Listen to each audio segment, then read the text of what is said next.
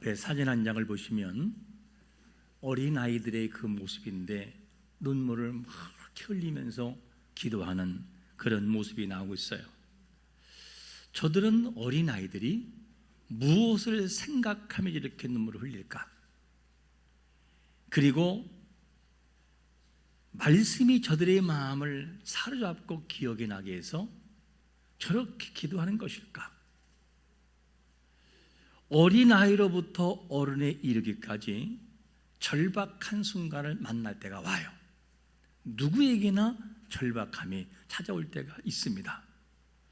우리가 절박한 순간에 놓이게 되면 아무리 봐도 빠져나갈 길이 없어요. 눈에 보이지가 않아요. 그것이 우리의 살아가는 삶의 영역입니다. 이번 주에는 한 개척교회 목사님으로부터 후배 목사님이었는데 전화가 왔어요. 목사님 잘 계시죠? 제가 개척교회 하니까 어려운 문제는 없느냐 이렇게 물었더니만 이런 말을 하더라고요. 목사님, 본질적인 것 때문에 힘든 것이 아니라 비본질적인 것 때문에 목회가 힘듭니다. 이렇게 말을 하더라고요. 제가 그런 말 했죠. 그렇다. 목회는 비본질적인 문제를 만날 때 때로는 성도와의 관계, 서로 다투고 뭐하고 하는 이 모든 문제를 잘 참고 인내하면서 기도하는 능력이 있어야 된다. 그거를 못 이겨내면 본질이 무너진다. 이런 권면을 해준 적이 있었어요. 오늘 본문에도 극한 고난 중에 있는 시인이 하나님 앞에 간절히 기도를 해요.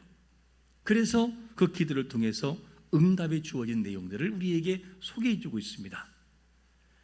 당시의 시인의 사정이 어떻다고 말씀하고 있냐면 본문 5절에 보니까 이렇게 우리에게 소개합니다.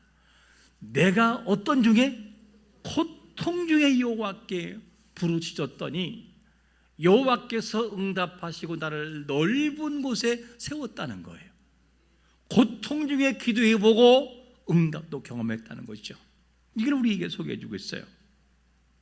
그러면 시인이 극한 고통 중에 기도할 때에 무엇을 믿고 기도했는가 하는 질문이에요. 그 내용, 첫 번째 살필 내용이 뭐냐면 하나님은 누구를 돕는다? 나를 돕는 자들 중에 계신다는 걸 믿었어요. 시인이 7절 한번 같이 읽어볼까요? 시작. 여호와께서 내 편이 되사 나를 돕는 자들 중에 계시니 그러므로 나를 미워하는 자들에게 보응하시는 것을 내가 보리로다. 할렐루야. 마음 속에 확신이 있는 것이 뭐냐면 여호와께서 내 편이 되어 주심을 나는 믿는다. 그리고 나를 돕는 자들 중에 하나님이 계신다는 사실을 그걸 믿고 있어요. 그렇게 기도하는 것을 봅니다. 왜냐하면 시인이 이렇게 기도할 수밖에 없는 이유는 다른 길이 없기 때문에요. 아무리 보아도 다른 길이 보이지 않아요. 그 길밖에 없으니까 이런 기도를 드릴 수밖에 없었습니다. 하나님이 자신의 편이 되어 원수를 물리쳐 줄 것을 믿고 기도하는 것을 봅니다. 믿고 기도해요. 하나님이 자기의 편이 되시고 자신을 돕는 자들 중에 계신다는 거예요. 원문으로 좀 번역해 보면 자신을 돕기 위하여 둘러싸고 있다 그 얘기예요. 그 중에 하나님 계신다는 거예요. 여러분, 하나님은 우리를 돕고 지키시는 분인 것을 믿으시기를 축원합니다. 우리가 그걸 믿어야 돼요. 우리가 기도하면서도 믿지 못할 때가 참 많아요. 하나님이 역사하시면 인간의 생각을 초월하고 환경을 초월하는데 내가 믿지를 못하고 기도할 때가 많아요. 기도를 안 하는 건 아니에요. 근데 안 믿고 기도해요. 안 믿고, 못 믿고 기도하고. 이것이 오늘날 우리의 모습인 것을 보게 됩니다. 기도할 때 받은 줄로 믿고 그리고 기도하면 좋을 텐데 하나님이 그렇게 하라고 그렇게 말씀해도 우리는 그 사실을 순종하지를 않아요. 받은 줄로 믿고 기도하는 확신이 우리에게 필요한데 이게 없을 때가 많아요. 입을 열어 기도하면 하나님이 일하신다는 사실을 믿어야 되는데 이걸 안 믿고 기도할 때가 많아요. 이게 우리의 모습이에요. 우리가 얼마나 기도가 중요하고 믿고 기도하면 하나님이 역사한다는 사실을 한 예를 들어볼까요? 2차 대전이 끝나고 난 다음에 얼마 되지 않아서 한 부인이 식료품 가게에 들어가서 주인에게 이렇게 말했어요. 성탄절 만찬에 아이들이 먹을 수 있을 만큼 식료품을 주세요. 아이들이 먹을 만큼. 그래서 아니 얼마를 달라는 얘기냐. 주인이 돈이 얼마나 있길래 대체 이렇게 얘기를 하냐 이렇게 물었어요. 그러니까 주인이 이 여인이 뭐라고 말하냐면 내 남편은 전장에서 나가서 죽어서 제가 드릴 수 있는 것은 기도밖에 없습니다. 기도밖에 없다. 이 말을 듣는 주인의 입장에서 얼마나 어처구니가 없어요? 아니 돈을 주고 뭐를 살려고 와야 되는데 기도밖에 없다. 이런 얘기를 하는 거예요. 그래서 주인이 얘기를 했죠. 그러면 당신의 기도가 뭔지를 써봐라 종이에다가. 그러면 그 기도의 무게만큼 내가 주겠다는 거. 기도의 무게만큼. 이게 주인의 대답이었어요. 그러자 식료품 가게 주인은 저울을 갖다 놓고 사진 보세요.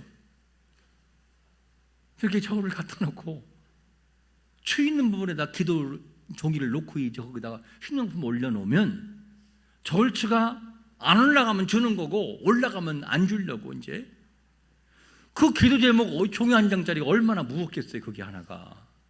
그래서 이제는 종이를 추로 대신하고 그리고 물건을 올려놓으면 뭐가 됩니까? 빵 하나만 올려놔도 펀쩍 들리잖아요. 이렇게 생각을 하고 이제 안 줄 심산으로 이런 얘기를 했었어요. 그런데 부인이 접힌 노트장의 주머니를 꺼내서 주인에게 줘요. 그러면서 어린 나이가 어제 아파서 그때 제가 참 썼던 기도 제목입니다 하고 제목을 드려요. 주인은 관심도 없죠. 왜? 금방 올라갈 거니까. 그래서 기도를 적힌 것을 추로 대신 해놓고 자 그러면 이 기도가 얼마치의 식료품을 줄 수 있는지 한번 무게를 달아봅시다. 그리고 빵을 올려놨더니만 저울이 안 올라가요.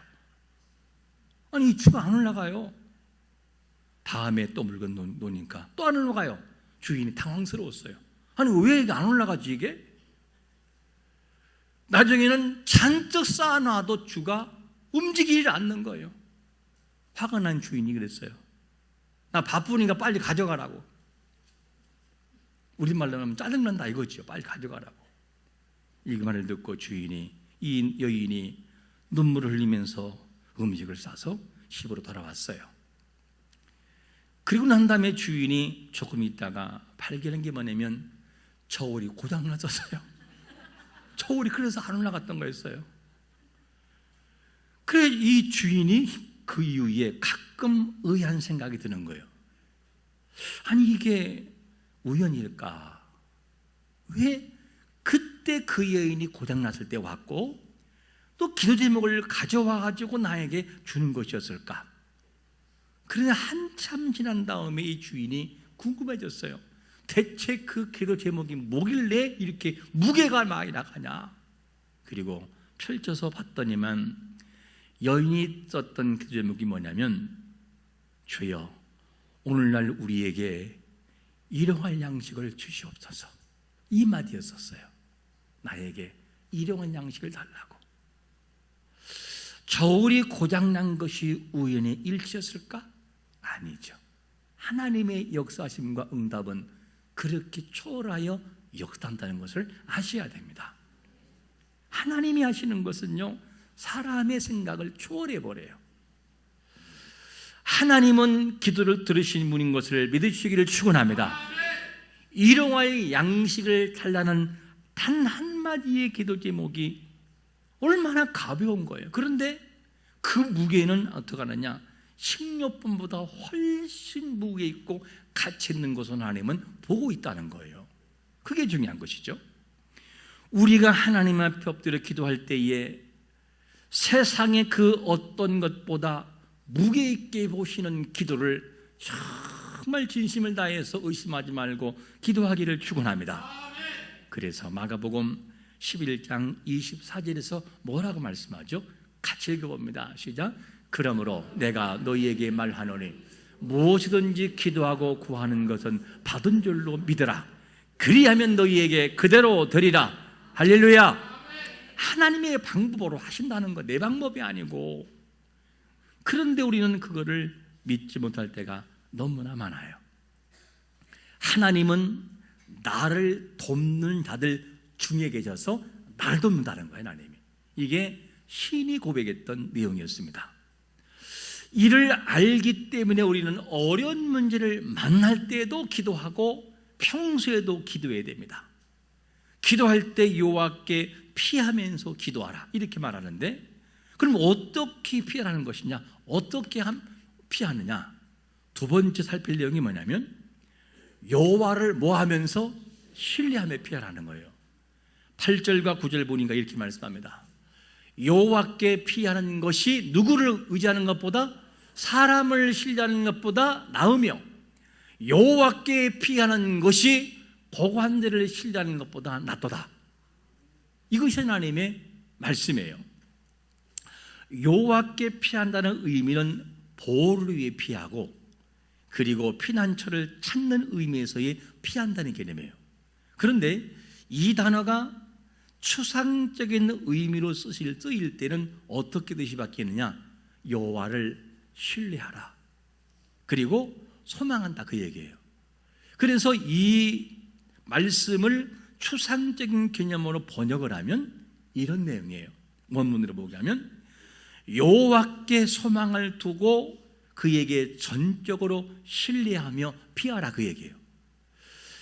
여호와께 소망을 두고 그에게 전적으로 피하라. 그러면 내가 너에게 응답하겠다는 거예요. 이 얘기를 하는 겁니다. 왜 시인은 여호와께 피해라는 말씀을 하고, 그리고 사람을 신뢰하는 것보다 여호와께 피하는 것이 훨씬 낫다는 말을 할까? 이 곤경에 처했던 시인도 한때는요 사람을 의지해 봤어요. 그런데 사람을 의지해 보니까 정말 의지할 것이 못 되는 걸 알았어요. 경험을 통해서. 그리고 사람은 신뢰의 대상이 되지 못하고 선하신 하나님만이 우리의 대상이라는 사실을 시인은 알았어요. 그리고 난 다음에 우리에게, 여러분, 여호와께 피하는 것이요 사람을 신뢰하는 것보다 훨씬 낫습니다.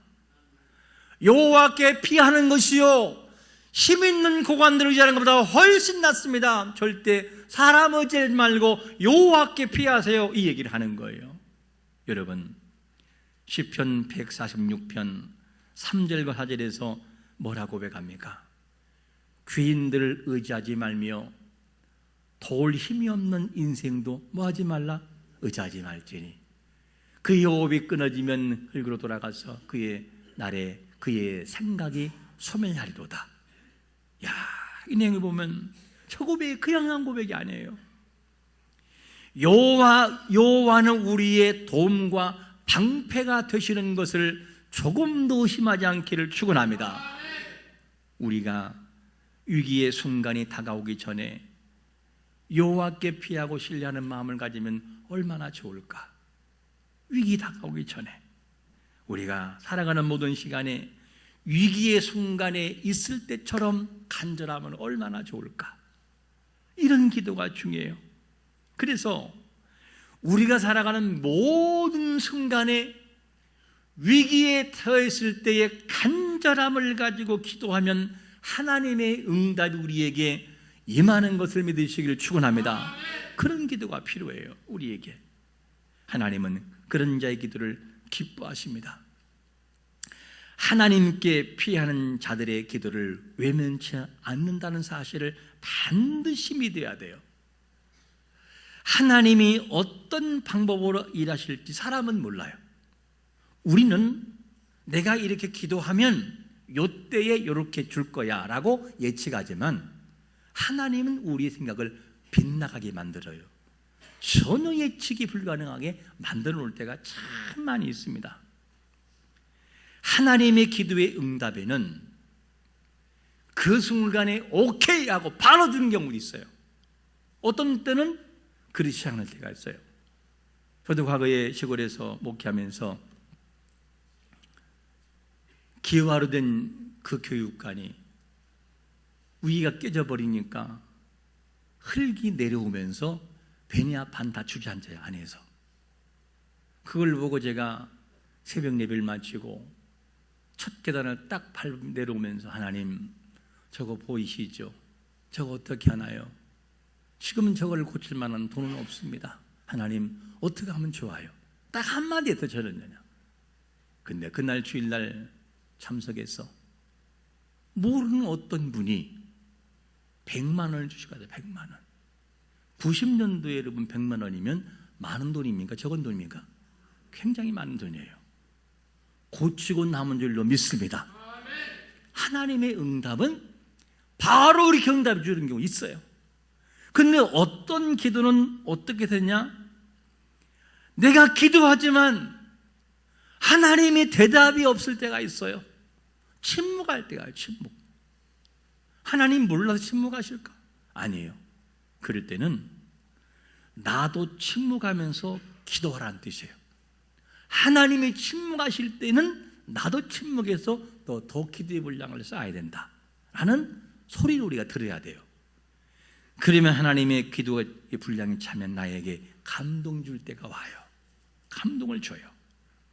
하나님의 일하심은 내 방법이 아닐 수도 있다는 것을 항상 아셔야 돼요. 내 방법이 아니라 하나님의 방법. 내 방법이 맞을 것처럼 보여서 원망을 하지만 내 방법이 전혀 틀려버리고 하나님의 방법이 완전히 맞을 때가 있어요. 결과를 놓고 보면 하나님이 옳았어요. 항상 그분이 옳으셨어요. 그래서 우리는 이거를 놓고 항상 기도하는 게 중요합니다. 내 뜻이 아니라 하나님 당신의 뜻을 이루어 나가는 것이 인생사의 삶인 것을 믿으시기를 축원합니다. 하나님의 뜻을 이루어 가셔요. 그래서 하나님의 일하심을 믿고 기도해야 돼. 믿어라. 우리가 평소에 하나님을 전적으로 신뢰하며 기도하는지를 한번 물어봐야 돼요. 때로는 우리가 믿고 기도하기보다는 위기를 극복하기 위해서 기도할 때가 많아요. 너무너무나 급박한 제목이 있으니까 그럴 때가 많아요. 기도하되 신뢰함으로 기도할 때가 없을 때가 있어요. 기도를 하는데 너무 서럽고 억울해서 기도하는데 하나님을 믿고 하는 것이 아니라 그냥 내 푸념으로 기도할 때도 많이 있다니까요. 하나님 마음이 아파요. 그 속에서 네가 나를 진심으로 믿고 기도해봐라, 이걸 원하시는데, 그래서 신뢰하고 기도하라는, 네가 여호와께 피하되 나를 전적으로 신뢰하고 피해봐라, 이렇게 말씀하는데 우리는 신뢰를 못하고 그냥 기도할 때가 너무나 습관처럼 하는 때가 많아요. 신뢰가 얼만큼 중요한지 예를 하나 들어볼까요? 한국교회에도 많이 알려진 LA의 대형교회의 담임 목사인 갈보리교회 척 스미스, 아마 들어보신 분들 많아요. 척 스미스. 이분이 과거에 처음에 교회를 개척할 때 수백 불의 빚을 지고 개척을 시작을 했어요. 너무나 몸이 너무나 빚이 무거워서 제목을 조목조목 다 적어서 기도했어요. 하나님, 이 제목 들어주세요. 얼마 빚이 있어요? 쭉 써서 기도하는데, 기도가 끝난 그 다음에 친한 부자 친구로부터 전화가 왔어요. 친구야, 내가 친구에게 돈을 조금 보낼 텐데 필요할 것 같으니까 좀 쓰라고. 보내온다는 돈이 빚보다 훨씬 많은 거예요. 기뻤을까요? 안 기뻤을까요? 너무너무 기뻐서 부엌에서 음식을 준비하는 아내를 부둥켜 안고 막 덩실덩실 춤을 췄어요. 여보, 이렇게 됐다고. 막 춤을 추는데 갑자기 하나님의 선명한 음성이 들려와요. 스미스야, 내가 왜 덩실덩실 춤을 추냐라고 물어요, 하나님이. 그래서 하나님, 부자 친구가 기도의 응답으로 돈을 보낸다고 약속해서 나는 그 너무너무 기뻐서 믿고 춤을 춥니다. 이렇게 말을 해요. 하나님이 마음을 감동하시는 거예요. 그러면 그 집 돈이 어디 있느냐? 척스미스님 말합니다. 친구는 부자이고 신실하니까 약속된 자는 분명히 주실 거 저는 믿어요. 100%요. 그때 하나님이 그에게 물어요. 그렇다면 내가 너와 함께하고 너를 도와주고 인도할 것이라고 약속했는데 그 일에 대해서 믿고 감사해 본 적이 있느냐? 그리고 덩실덩실 춤을 춰본 적이 있느냐? 이 말에 척스미스가 충격을 받아요. 돈 많은 부자 친구가 빚을 갚아준다는 말은 100% 믿고 우주의 주인 되시고 천지의 창조자가시는 만물의 주인 되신 그분이 말씀할 때는 믿지 않고 의심하는 것이 본인의 모습이라는 거예요. 이게 오늘날 우리의 모습이에요. 사람은 100% 믿는데 왜 전지전능하신 하나님의 말씀은 믿지 못하느냐? 말씀이 내 마음속에 임하면 역사가 임하는 것을 믿으시기를 축원합니다. 그분이 내 마음속에 강타하면 믿어보라고요. 왜 의심하고 믿질 못하는가? 우리가 의심할 때가 너무나 많아요. 여호와는 내 편 되셔서 나를 돕는 자 중에 계심으로 신뢰하며 기도하고 피해보라는 이 말씀을 내 마음속에 그냥 박아놔야 돼요. 왜? 시인이 고백을 통해 우리에게 경험을 통해 말씀하기 때문에 이렇게 말씀하고 있습니다. 여러분, 하나님을 신뢰하지 못하고 기도하는 우리의 모습을 보시고 아버지의 마음이 얼마나 섭섭할까? 왜 사람의 말은 그렇게 100% 믿으면서 전지전능하신 우주의 통치자 그분은 왜 믿지 못하는 것일까? 오늘날 우리의 모습을 우리는 돌아봐야 돼요. 하나님 오늘도 우리에게 말씀하시는 메시지를 들어야 돼요. 사랑하는 아들과 딸아, 나는 너의 편이 되고 너를 돕는 자 중에 있단다. 사람을 의지하지 말고 너를 가장 잘 알고 있는 하나님을 전적으로 신뢰하며 기도해봐라. 기도해봐라. 그러면 내가 너에게 어떻게 역사하실지 너는 경험해보라는 거예요. 왜 나를 믿지 못하고 기도하느냐? 오늘 우리가 기억할 말씀은 믿고 기도하라. 믿고 기도하라. 믿고 기도해 보세요. 이거를 말씀합니다. 무엇을 위해 기도하든지 의심하지 말고 응답의 방법은 그분이 결정하는 것이기 때문에 나는 믿고 기도하여 하나님의 일하심을 내 삶의 현장에서 경험하기를 예수 그리스도의 이름으로 축원합니다. 아멘. 우리 한번